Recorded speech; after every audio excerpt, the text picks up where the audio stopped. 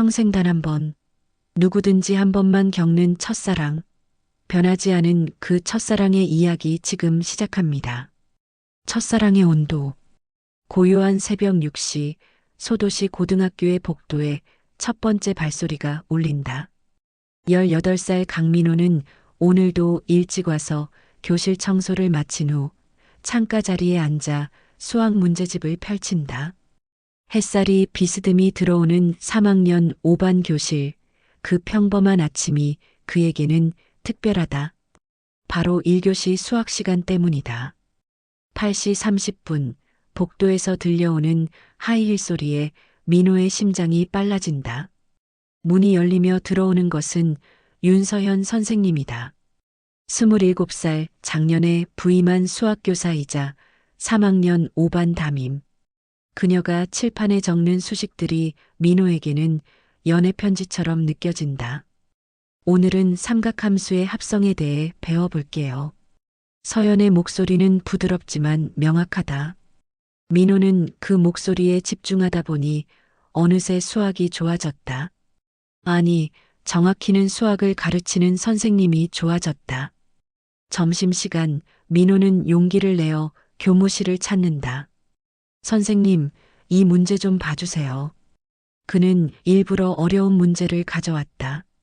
서연은 민호의 노트를 들여다보며 차근차근 설명해 준다. 가까이서 맡는 은은한 샴푸 향기에 민호는 어지럽다. 민호야, 너 요즘 수학 실력이 많이 늘었구나. 서연의 칭찬에 민호의 얼굴이 빨갛게 달아오른다.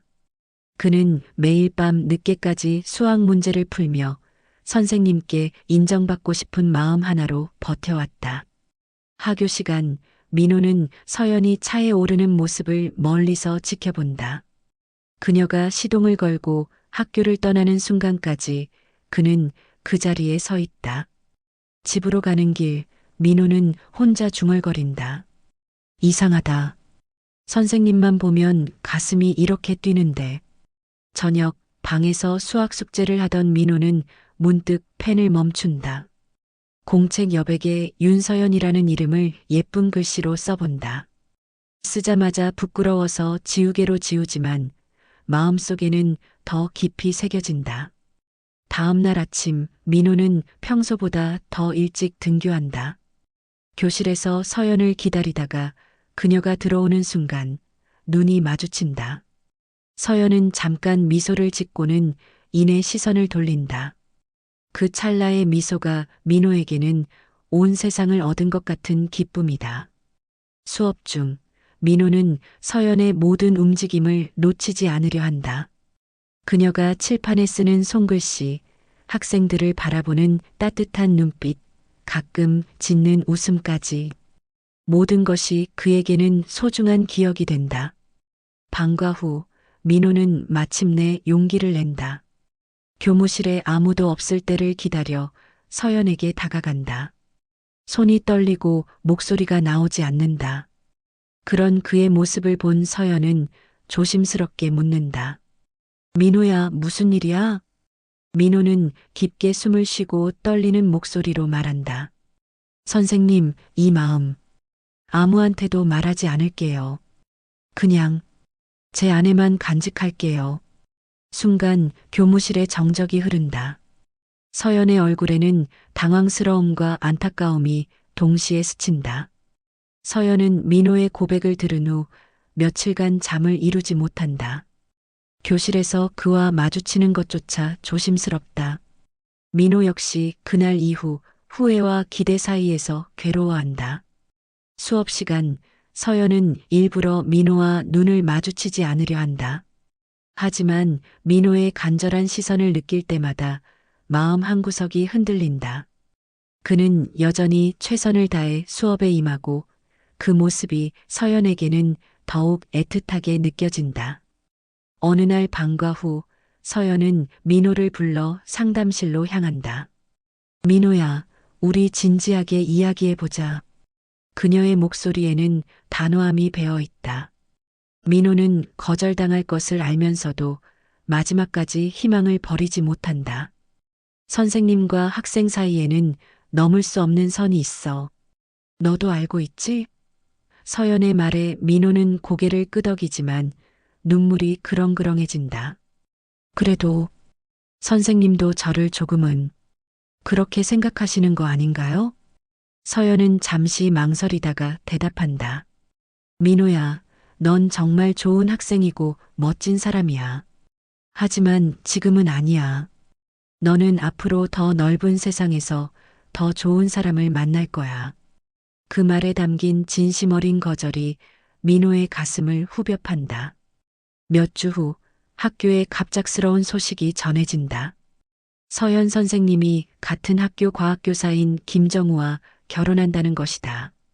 복도에서 이 소식을 들은 민호는 그 자리에서 주저앉을 뻔한다. 마치 온 세상이 무너져 내리는 기분이다. 결혼식 당일 민호는 학교 옥상에서 멀리 보이는 예식장을 바라본다. 하얀 웨딩드레스를 입은 서연의 모습을 상상하며 혼자서 눈물을 흘린다. 선생님, 행복하세요. 정말로. 졸업식 날 민호는 마지막으로 서연에게 편지를 건넨다. 그리고 조용히 말한다. 선생님, 이젠 보내드릴게요. 하지만 잊을 순 없을 것 같아요. 서연은 그 편지를 받으며 눈물을 참는다. 졸업 후 민호는 서울로 떠나기 전 마지막으로 학교를 찾는다. 텅 빈 교실에서 자신이 앉았던 자리에 앉아 그때의 기억들을 되새긴다. 칠판에는 서연이 마지막으로 써준 격려의 메시지가 아직 남아있다. 민호야, 너의 미래를 응원해. 마이너스 윤서연 마이너스.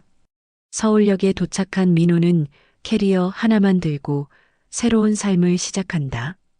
의과대학 입학을 위해 재수학원에 다니며 하루 16시간씩 공부에 매진한다. 서연에 대한 그리움을 공부로 달래려 하지만 밤이 되면 그녀의 모습이 선명하게 떠오른다. 재수학원 기숙사 작은 방에서 민호는 매일 일기를 쓴다. 오늘도 선생님 생각이 났다. 수학 문제를 풀 때마다 선생님의 목소리가 들리는 것 같다. 의사가 되어서 언젠가 선생님을 도와드릴 수 있기를. 1년 후 민호는 상위권 의과대학에 합격한다. 합격 소식을 듣는 순간 가장 먼저 떠오른 사람은 서연이다. 그는 고향에 전화를 걸어 후배에게 소식을 전해달라고 부탁한다. 윤서연 선생님께 강민호가 의대에 합격했다고 전해주세요. 한편 고향에서는 서연이 결혼 후 힘든 시간을 보내고 있다. 남편 김정우는 점점 의처증을 보이며 서연을 의심한다. 왜 늦게 들어와? 누구랑 있었어? 퇴근길에 동료와 커피를 마신 것만으로도 추궁당한다. 어느 날 밤 정우는 술에 취해 서연에게 소리를 지른다. 그 제자 생각하고 있지? 날 바보로 하나? 서연은 아무 말도 할 수 없다. 정우의 의심은 날이 갈수록 심해지고 급기야 서연의 휴대폰을 뒤지기 시작한다. 내 잘못이래요. 내가 웃은 것도, 내가 대답한 것도 다 잘못이래요. 서연은 친구에게 하소연하며 눈물을 흘린다. 결혼 1년 만에 그녀는 이미 지쳐 있다. 학교에서도 예전의 밝은 모습을 찾아볼 수 없다. 의대 2년 차가 된 민호는 해부학 실습실에서 밤늦게 공부한다. 차가운 시체들 사이에서도 그의 눈에는 열정이 타오른다. 의사가 되어서 사람들을 구하고 싶다. 특히 그는 말끝을 흐리며 서연의 얼굴을 떠올린다. 어느 겨울날 민호는 고향 친구로부터 충격적인 소식을 듣는다. 서연 선생님이 많이 힘들어해. 남편이 술 먹고 때린대. 전화기를 든 민호의 손이 떨린다. 그는 당장이라도 고향으로 달려가고 싶지만 아직 한참 부족한 자신이 원망스럽다. 그날 밤 민호는 더욱 간절히 의학서를 펼친다. 빨리 의사가 되어야 해. 선생님을 지킬 수 있을 만큼 강한 사람이 되어야 해. 책상 서랍 깊숙이 간직한 서연의 사진을 바라보며 그는 새로운 다짐을 한다. 5년 후 서울대학교병원 내과 레지던트가 된 민호는 새벽 6시부터 밤 11시까지 병원에서 생활한다. 환자들의 차트를 검토하고 회진을 도는 것이 일상이다. 그는 이제 의사다. 하지만 마음 한구석에는 여전히 그때의 18살 소년이 살고 있다. 어느 월요일 오전 민호는 새로 입원한 환자들의 차트를 정리하다가 손이 멈춘다. 윤서현 33세라는 이름이 눈에 들어온 것이다. 심장이 쿵쾅거리기 시작한다. 같은 이름일 수도 있다고 스스로를 달래지만 주소를 보는 순간 확신한다. 그의 고향 주소다. 민호는 차트를 들고 병실로 향하다가 복도에서 멈춰선다. 정말 서연 선생님일까? 5년 만에 만나게 된 것일까? 손에 든 차트가 무겁게 느껴진다. 호흡을 가다듬고 303호실 문을 두드린다. 들어오세요. 그 목소리를 듣는 순간 민호는 확신한다. 문을 열고 들어간 병실에는 창가에 앉아 있는 여자가 있다. 예전보다 야윈 얼굴이지만 여전히 아름다운 서연이다. 그녀도 민호를 보는 순간 깜짝 놀란다. 선생님, 맞죠? 고등학교 때 제 담임 선생님이셨잖아요. 민호의 목소리는 떨린다. 서연은 잠시 말을 잃었다가 작은 미소를 지으며 대답한다. 민호야, 정말 많이 컸구나. 의사가 됐네. 둘 사이에 어색한 침묵이 흐른다. 민호는 차트를 들여다보며 침착함을 가장한다. 어떻게 오셨어요? 어디 불편한 곳이 있으신가요? 의사로서의 질문이지만 그의 목소리에는 걱정이 가득하다. 두통이 심해서 검사 받으러 왔어요. 서연의 대답은 간단하지만 민호는 뭔가 더 깊은 이유가 있을 것 같은 느낌을 받는다. 그녀의 얼굴에 드리워진 그늘이 예전과 다르다. 민호는 전문의에게 서연의 케이스를 신중히 보고한다. 동시에 개인적으로는 복잡한 마음을 감출 수 없다. 첫사랑이었던 선생님이 환자가 되어 자신 앞에 나타난 것이다. 이것이 운명인지 우연인지 알 수 없지만 이번에는 그녀를 지킬 수 있는 사람이 되어 있다. 검사 결과를 기다리는 동안 민호와 서연은 병원 카페테리아에서 조심스럽게 대화를 나눈다. 5년의 시간이 만든 변화들을 확인하듯 서로를 바라본다. 민호는 이제 어른이 되었고 서연은 결혼한 여자가 되었다. 의사가 되었구나. 정말 대단해. 서연의 말에 민호는 쑥스럽게 웃는다. 선생님이 수학을 잘 가르쳐 주셔서 가능했어요. 논리적 사고를 기를 수 있었거든요. 그들의 대화는 자연스럽지만 어딘가 어색하다. 결혼 생활은 어떠세요? 민호의 조심스러운 질문에 서연은 잠시 침묵한다. 그리고 억지 웃음을 지으며 대답한다. 그냥 평범해요. 하지만 그 미소 뒤에 숨겨진 아픔을 민호는 놓치지 않는다. 저녁 식사 자리에서 두 사람은 고등학교 시절 이야기를 나눈다. 기억나요? 민호가 수학 문제 하나 때문에 점심시간마다 교무실에 왔었잖아. 서연의 웃음에 민호도 함께 웃는다. 사실 문제는 핑계였어요. 선생님을 보고 싶어서였죠. 서연은 민호의 솔직함에 당황하면서도 그때의 순수했던 감정들이 그리워진다. 학생이었던 민호는 이제 자신을 지켜줄 수 있을 만큼 든든한 남자가 되어 있다. 하지만 자신은 이미 기혼자이고 게다가 건강에 문제가 있다는 것을 그는 아직 모른다. 그때 못다한 말, 이제는 할 수 있을까요? 민호의 진심 어린 질문에 서연은 마음이 흔들린다. 하지만 현실이 그들을 가로막고 있다. 민호야, 시간이 모든 걸 바꾸지는 않아. 집으로 돌아가는 길, 서연은 복잡한 마음을 감추지 못한다. 민호의 변하지 않은 마음이 고맙기도 하고 부담스럽기도 하다. 무엇보다 자신의 상황을 말할 수 없어서 괴롭다. 다음 날 민호는 서연의 검사 결과를 확인하기 위해 영상의학과를 찾는다. MRI 필름을 보는 그의 얼굴이 점점 굳어진다. 뇌에 의심스러운 그림자가 보인다.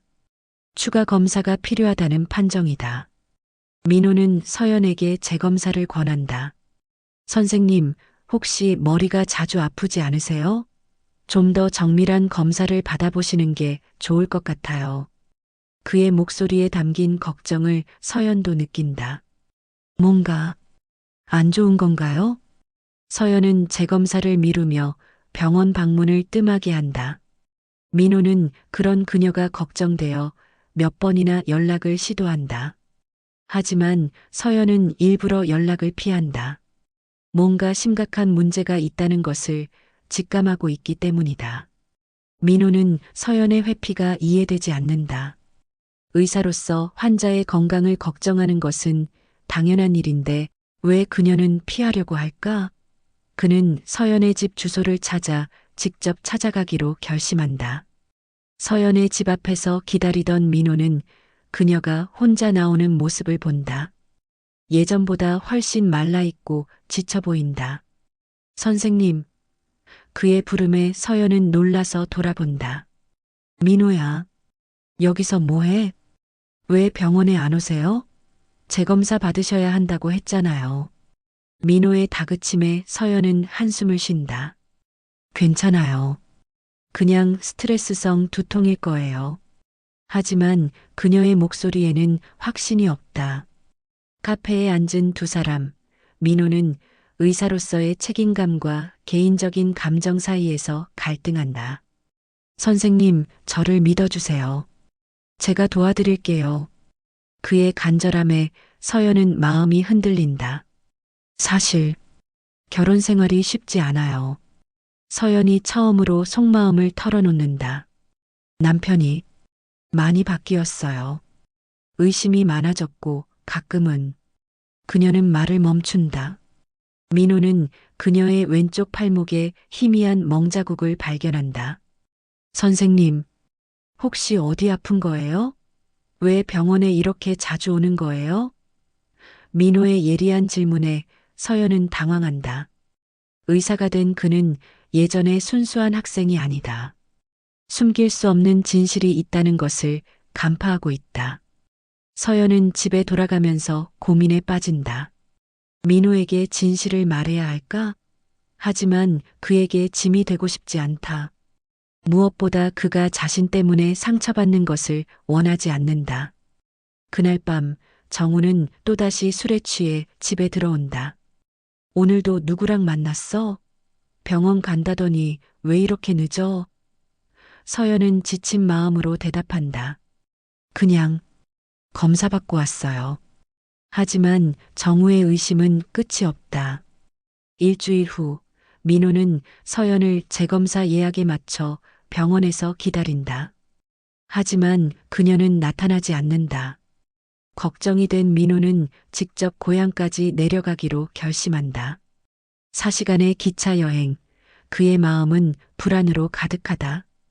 서연의 집 앞에 도착한 민호는 집 안에서 들려오는 큰 소리에 놀란다. 정우의 환한 목소리와 서연의 작은 신음소리가 들린다. 민호는 주저없이 초인종을 누른다. 집안이 조용해진다. 문이 열리고 정우가 나온다. 술 냄새와 함께 적대적인 시선이 민호를 향한다. 누구세요? 서연 선생님의 제자였던 강민호입니다. 선생님이 검사 약속을 놓치셔서. 민호의 말에 정우의 표정이 험악해진다. 검사? 무슨 검사? 정우는 이 사실을 몰랐다. 서연이 병원에 다니고 있다는 것도, 그것이 전 제자와의 연결점이라는 것도, 아내한테 무슨 일이 있는 거예요? 정우의 추궁에 민호는 의사로서의 원칙을 지킨다. 환자분의 동의 없이는 말씀드릴 수 없습니다. 집안에서 서연이 나온다.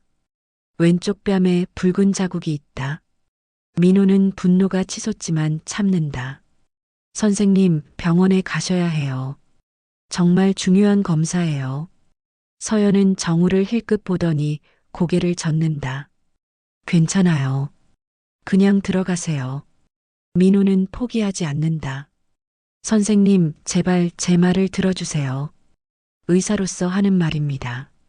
그의 간절함에 서연은 마침내 정우에게 말한다. 잠깐 나가서 이야기하고 올게요. 집 밖으로 나온 서연과 민호. 그는 더 이상 참을 수 없어서 다그친다. 선생님, 왜 이러세요? 뭔가 숨기시는 거 있죠? 서연은 오랫동안 침묵하다가 마침내 입을 연다. 머리에 종양이 있어요. 수술도 쉽지 않대요. 서연의 담담한 고백에 민호는 마치 벼락을 맞은 것처럼 충격을 받는다. 세상이 돌아가는 것을 멈춘 것 같다. 언제부터 알고 계셨어요? 한 달 전에 알았어요. 그래서 서울병원에 검사 받으러 갔던 거예요. 서연의 말에 민호는 자신이 얼마나 무력한지 깨닫는다. 그녀가 혼자서 이 모든 것을 견뎌내고 있었던 것이다. 병원으로 돌아온 민호는 서연의 의료진에게 상황을 설명하고 최고의 신경외과 교수를 섭외한다. 하지만 정밀 검사 결과는 예상보다 심각하다. 뇌종양의 위치가 수술하기 매우 까다로운 곳이고 악성일 가능성이 높다. 서연은 병실에서 창밖을 바라보며 자신의 인생을 되돌아본다. 행복했던 순간들을 떠올려 보니 대부분이 교사였을 때의 기억들이다. 특히 민호와 같은 순수한 학생들과 함께했던 시간들이 가장 소중했다. 민호는 서연에게 솔직하게 병의 심각성을 설명해야 하는 상황에 놓인다. 선생님, 수술을 해야 합니다. 하지만 위험 부담이 큽니다. 그의 목소리는 떨린다. 의사로서 해야 할 말과 개인적인 감정 사이에서 괴로워한다. 서연은 민호의 설명을 들으며 담담하게 받아들인다. 그럼 수술하지 않으면 어떻게 되나요? 6개월, 길어야 1년 정도. 민호는 차마 끝까지 말하지 못한다. 서연은 고개를 끄덕이며 웃는다. 그래도 1년이나 남았네요. 그날 저녁 서연은 민호에게 자신의 결혼 생활에 대해 털어놓는다. 결혼 후 남편이 변했어요. 의처증이 심해졌고 술을 마시면 그녀는 소매를 걷어 올려 팔목에 멍자국을 보여준다. 내 잘못이래요. 내가 웃은 것도, 내가 대답한 것도 다 잘못이래요. 민호는 분노로 주먹을 쥔다. 어떻게 그럴 수 있어요? 그런 건 절대 선생님 잘못이 아니에요. 그의 격앙된 반응에 서연은 오히려 위로받는다. 오랜만에 자신을 진심으로 걱정해주는 사람을 만난 것이다. 이혼했어요. 한 달 전에. 서연의 고백에 민호는 놀란다. 혼자 이 모든 것을 견뎌오셨구나. 그의 마음은 미안함과 안타까움으로 가득하다. 동시에 이제야 그녀를 지킬 수 있다는 희망도 생긴다. 왜 혼자 이겨내려고 하세요? 이제는 제가 있잖아요. 민호의 말에 서연은 눈물을 글썽인다. 너무 늦었어요. 난 이제 시한부 환자예요. 당신에게 짐이 되고 싶지 않아요. 하지만 민호는 고개를 젓는다. 병실에서 나온 민호는 복도에서 주저앉는다. 첫사랑이 이런 고통을 혼자 견뎌왔다는 사실이 견딜 수 없다. 동시에 의사로서 그녀를 구해야 한다는 사명감이 불타오른다. 민호는 서연의 케이스를 놓고 국내외 논문들을 밤새 뒤진다. 비슷한 사례들을 찾아보고 최신 치료법들을 연구한다. 그는 단순한 의사가 아니라 서연을 구하고자 하는 남자다. 병원 내에서 민호와 서연의 특별한 관계가 화제가 된다. 민호 선생이 저 환자분께 특별히 신경 쓰시네요. 간호사들의 수군거림에 서연은 부담을 느낀다. 그녀는 민호에게 거리를 두자고 말한다. 이번엔 안 놓칠 거예요. 선생님을 지킬 수 있는 사람은 저뿐이에요. 민호의 절절한 고백에 서연은 마음이 흔들린다. 하지만 현실적인 문제들이 그들을 가로막는다. 그녀는 자신 때문에 민호의 의사생활에 지장이 있을까 걱정한다. 서연은 병원을 그만 오겠다고 선언한다. 다른 병원에서 치료받을게요. 당신한테 피해가 될 수 있어요. 하지만 민호는 단호하게 거부한다. 제가 선생님을 지킬게요. 다른 누구도 아닌 제가요. 민호는 과장에게 서연의 케이스를 자신이 전담하게 해달라고 요청한다.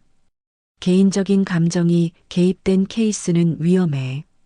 과장의 우려에도 불구하고 민호는 포기하지 않는다. 제가 가장 잘 알고 있는 환자입니다. 서연은 민호의 진심을 받아들이기로 결심한다. 어차피 시간이 얼마 남지 않았다면 그와 함께하는 시간이 그나마 위로가 될 것 같다. 하지만 그에게 너무 의존하지 않으려고 조심한다. 민호는 서연을 위해 특별한 치료 계획을 세운다. 최고의 의료진을 꾸리고 최신 장비를 이용한 정밀 검사를 계획한다. 그는 의사로서의 모든 역량을 그녀를 위해 쏟아붓기로 결심한다. 어느 날 저녁 두 사람은 병원 옥상에서 도시의 야경을 바라본다. 민호야, 고마워. 정말로. 서연의 진심 어린 감사에 민호는 고개를 젓는다. 감사할 일이 아니에요. 이건 제 마음이니까요. 항암 치료가 시작되면서 서연의 몸은 급속도로 약해진다. 구토와 어지러움, 그리고 무엇보다 머리카락이 빠지기 시작한다. 거울을 보며 변해가는 자신의 모습에 서연은 절망한다. 민호는 매일 서연의 병실을 찾는다. 치료 스케줄을 직접 관리하고 부작용을 최소화하기 위해 노력한다. 다른 환자들을 돌볼 때도 마음은 늘 서연에게 가 있다. 머리카락이 다 빠져버렸네. 서연은 손거울을 보며 쓸쓸하게 웃는다. 민호는 그런 그녀 곁에 앉아 조용히 말한다. 머리카락이 없어도 선생님은 여전히 제 세상에서 가장 아름다워요. 서연은 민호의 말에 눈물을 흘린다. 이런 모습으로도 그렇게 말할 수 있어요? 네, 저에게 선생님은 처음 사랑을 가르쳐 주신 분이에요. 그 마음은 변하지 않아요. 항암 치료 부작용으로 서연은 자주 의식을 잃는다. 그때마다 민호는 그녀의 손을 꽉 잡고 기다린다. 의사라면 차분해야 하지만 사랑하는 사람 앞에서는 그저 무력한 남자일 뿐이다. 어느 날 밤 서연이 깨어났을 때 민호가 병실 의자에서 졸고 있는 모습을 본다. 며칠째 제대로 잠을 자지 못한 것 같다. 서연은 조용히 그의 어깨에 담요를 덮어준다. 미안해요. 이렇게 고생시켜서. 민호는 병원 내에서 서연의 케이스를 위해 동분서주한다. 해외 논문을 찾아 번역하고 다른 병원의 사례들을 수집한다. 동료들은 그의 열정에 놀라면서도 개인적인 감정이 너무 깊이 개입된 것을 걱정한다. 민호야, 너 진짜 괜찮은 거야? 동기 의사의 걱정에 민호는 답한다. 괜찮지 않아요. 하지만 포기할 순 없어요. 저 사람은 제 전부거든요. 치료가 계속되면서 서연의 상태는 호전과 악화를 반복한다. 민호는 그 모든 순간을 함께한다. 좋을 때는 함께 기뻐하고 힘들 때는 묵묵히 곁을 지킨다. 3개월간의 항암 치료 결과 종양의 크기는 줄어들었지만 완전히 사라지지는 않았다. 수술이 불가피한 상황이다. 신경외과 교수는 솔직하게 말한다. 성공 확률은 5%도 되지 않습니다. 수술 중 사망할 위험이 매우 높습니다. 민호는 그 말을 듣고 무너져 내린다. 복도에서 혼자 오열한다. 5%의 희망과 95%의 절망 사이에서 그는 어떤 선택을 해야 할지 모르겠다. 서연에게는 어떻게 이 사실을 전해야 할까? 서연은 이미 모든 것을 각오하고 있었다. 수술 안 하면 어차피 몇 개월 못 가죠? 그럼 해보는 거죠, 뭐. 그녀의 담담함이 민호를 더욱 아프게 한다. 어떻게 이렇게 평온할 수 있을까? 선생님, 무서우시겠어요. 민호의 걱정에 서연은 고개를 젓는다. 무섭긴 해요. 하지만 후회는 없어요.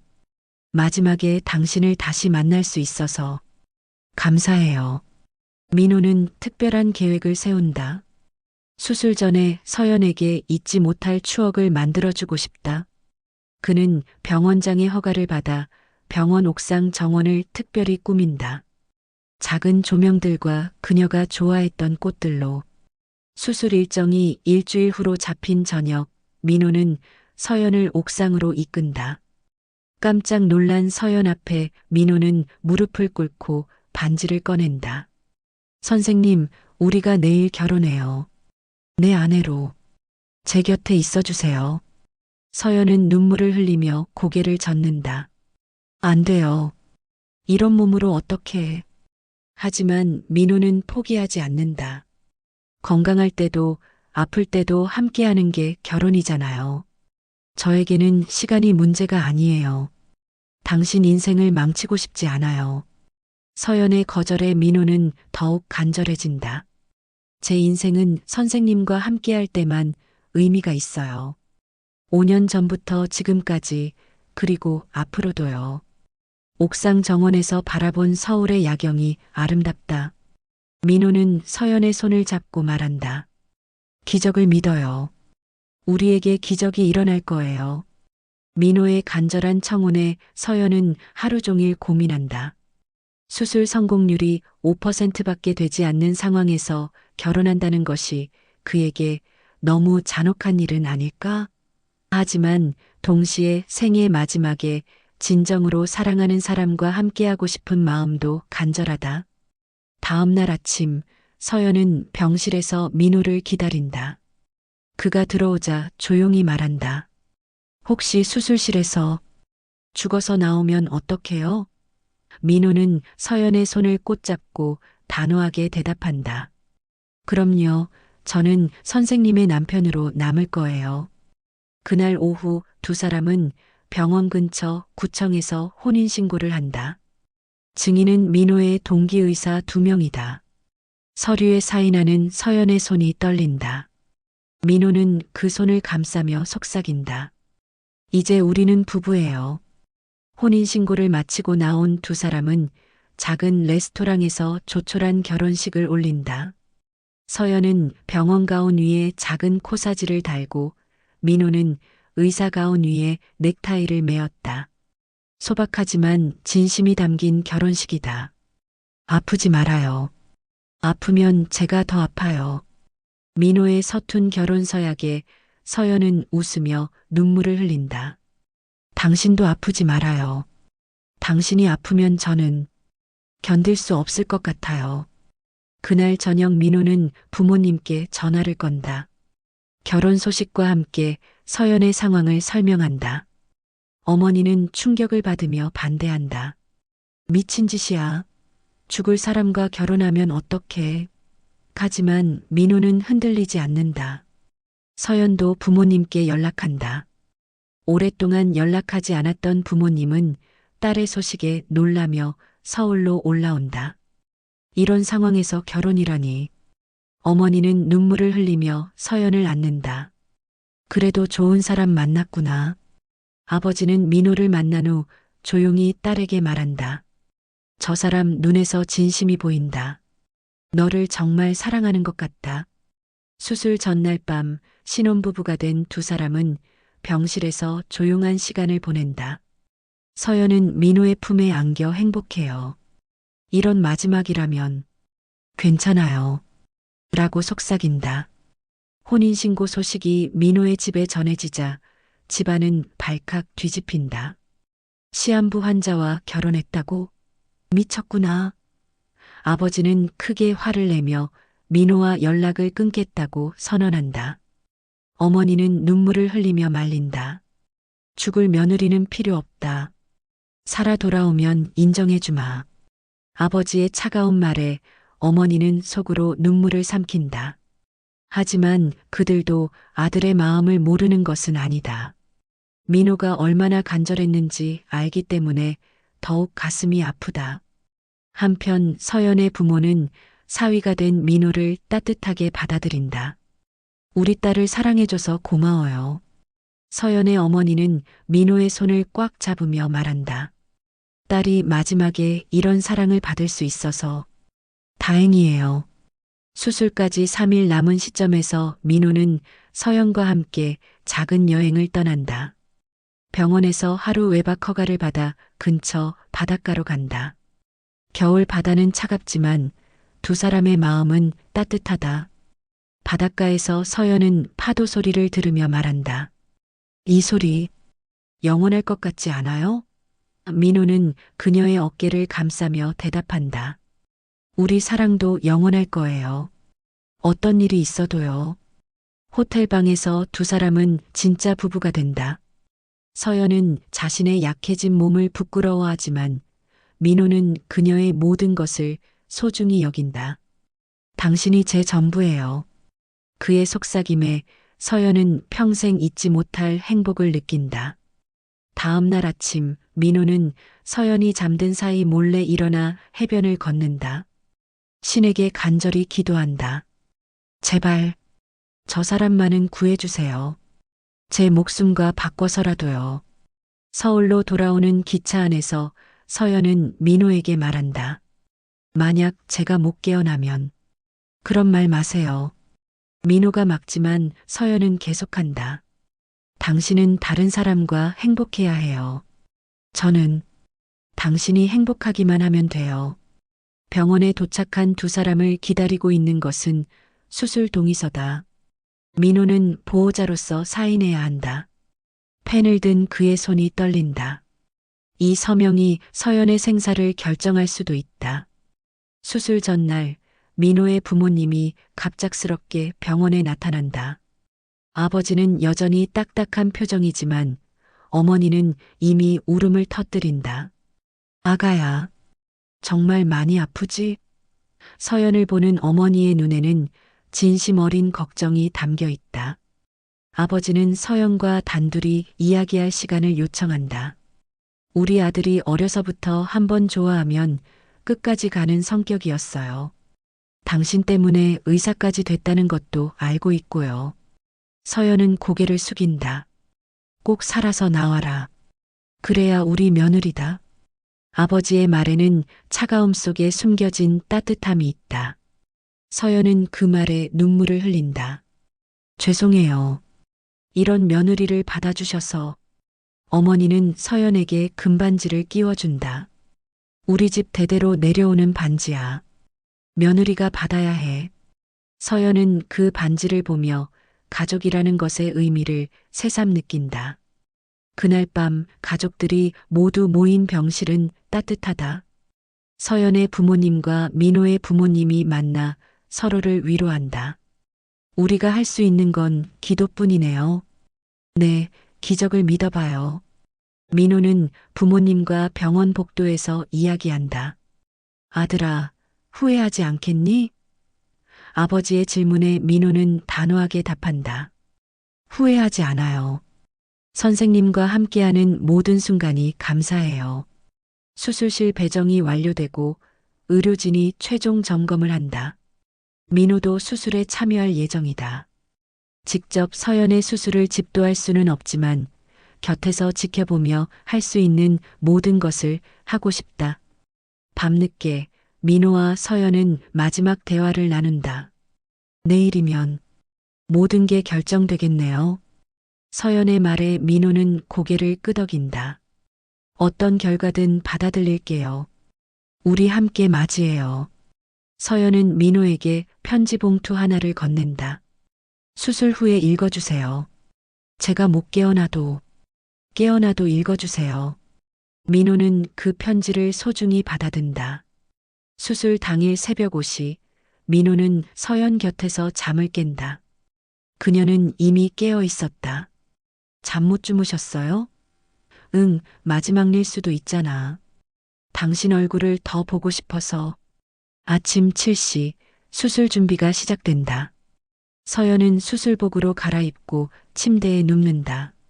민호는 그녀의 손을 잡고 말한다. 저 기다리고 있을게요. 꼭 돌아와 주세요. 수술실로 가는 길, 복도에는 양쪽 가족들이 모여 있다. 모두가 서연을 보며 격려의 박수를 보낸다. 서연은 모든 사람들에게 고개 숙여 인사한다. 감사합니다. 정말 감사합니다. 수술실 문 앞에서 서연은 민호를 부른다. 다른 사람들이 잠시 거리를 두자 그녀는 그에게 속삭인다. 내 마지막 말이 될 수도 있어요. 사랑해. 민호는 그 말에 눈물이 터져 나온다. 저도 사랑해요. 18살 때부터 지금까지 그리고 앞으로도 계속 민호의 고백에 서연은 평생 간직하고 싶은 미소를 짓는다. 마취과 의사가 부르자 그녀는 마지막으로 민호를 바라본다. 수술실 문이 닫히는 순간 민호는 그 자리에 주저앉는다. 이제 남은 것은 기다림뿐이다. 가족들은 수술실 앞 대기실에서 조용히 기도한다.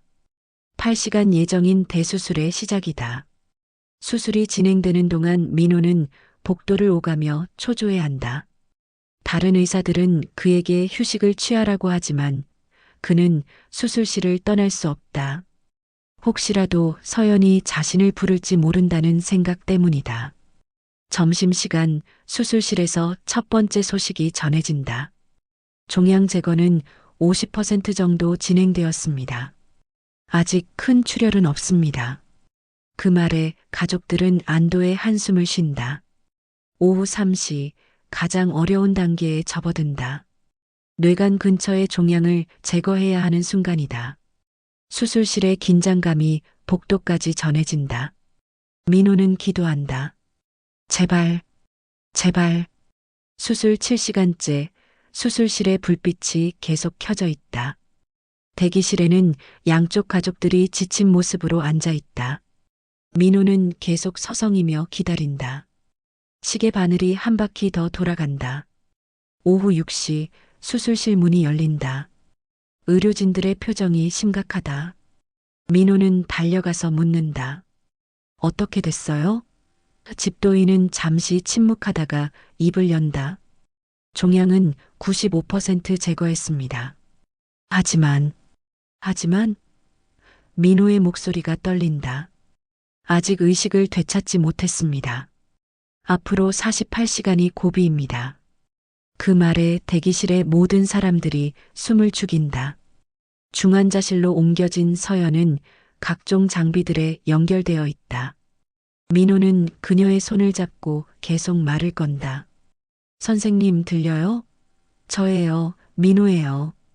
깨어나요. 하지만 서연은 반응이 없다. 24시간이 지나고 48시간이 지난다. 의료진들은 점점 걱정스러운 표정을 짓는다. 뇌파 활동은 있지만 언제 깨어날지 알 수 없습니다. 민호는 절망하지 않으려 노력하지만 마음은 무너져 간다. 3일째 되는 날 민호는 서연이 수술 전에 준 편지를 꺼낸다. 떨리는 손으로 봉투를 뜯는다. 민호야, 이 편지를 읽고 있다면 난 아마 깨어나지 못했거나 아니면 기적처럼 깨어났을 거야. 어느 쪽이든 너에게 하고 싶은 말이 있어. 편지를 읽으며 민호는 눈물을 흘린다.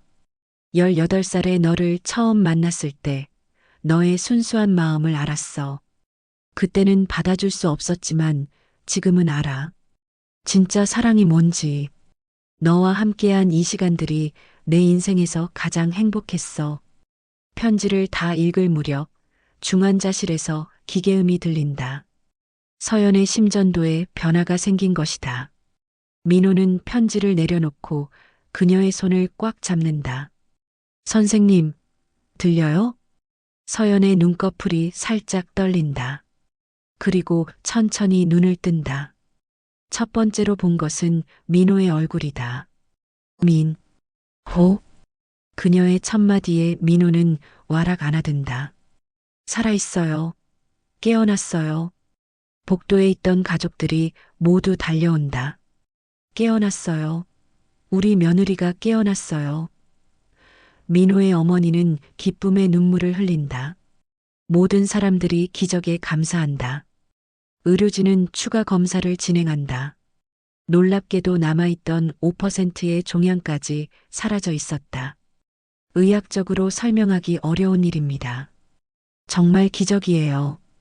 집도의의 말에 모두가 환호한다. 일주일 후 서연은 중환자실에서 일반 병실로 옮겨진다.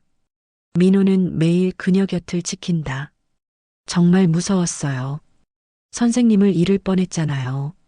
서연은 민호의 손을 잡고 미소 짓는다. 이제 진짜 시작이야. 한 달 후 서연은 완전히 회복되어 퇴원한다. 병원 입구에서 의료진들이 배웅한다. 민호와 서연은 손을 꼭 잡고 새로운 인생을 향해 걸어간다. 6개월 후 두 사람은 작은 집에서 신혼생활을 하고 있다. 서연은 다시 학교로 돌아가 아이들을 가르치고 민호는 여전히 병원에서 환자들을 돌본다. 저녁이면 함께 저녁을 만들어 먹으며 소소한 행복을 나눈다. 여보, 오늘 학교에서 재미있는 일이 있었어요. 서연이 말하자 민호가 관심 있게 듣는다. 어떤 남학생이 수학을 정말 열심히 해요. 마치 누군가처럼요. 민호는 웃으며 대답한다. 그 학생, 혹시 선생님을 좋아하는 건 아니죠? 당연하지요. 하지만 전 이미 세상에서 가장 멋진 남편이 있어요. 서연의 말에 민호는 그녀를 안아든다. 저도 세상에서 가장 아름다운 아내가 있어요. 그들의 집 창가에는 2개의 결혼 반지가 햇살을 받아 반짝인다. 18살의 순수한 사랑이 진짜 사랑으로 피어난 것이다. 시간이 흘러도 변하지 않는 것이 있다면 그것은 진심으로 사랑하는 마음이다. 어느 일요일 오후 두 사람은 처음 만났던 고등학교를 찾는다. 그때의 교실에 서서 추억을 나눈다. 그때 정말 순수했지? 서연의 말에 민호가 답한다. 지금도 그때와 똑같아요. 선생님을 바라보는 제 마음은요. 제발 기적을 주세요. 예전에 민호가 했던 그 기도가 현실이 되었다. 때로는 기적이 일어난다. 사랑이 진짜일 때, 포기하지 않을 때, 그리고 두 사람이 진심으로 서로를 원할 때. 저녁 노을이 지는 학교 운동장에서 민호와 서연은 서로를 바라본다. 18살의 소년과 27살의 선생님이었던 그들은 이제 서로를 완성해주는 반쪽이 되었다. 첫사랑의 온도는 시간이 지나도 변하지 않았다. 오히려 더 뜨겁게, 더 깊이, 더 진실하게 타오르고 있었다. 어떠셨나요? 재미있으셨나요? 즐거우셨다면 구독, 좋아요, 알림 설정까지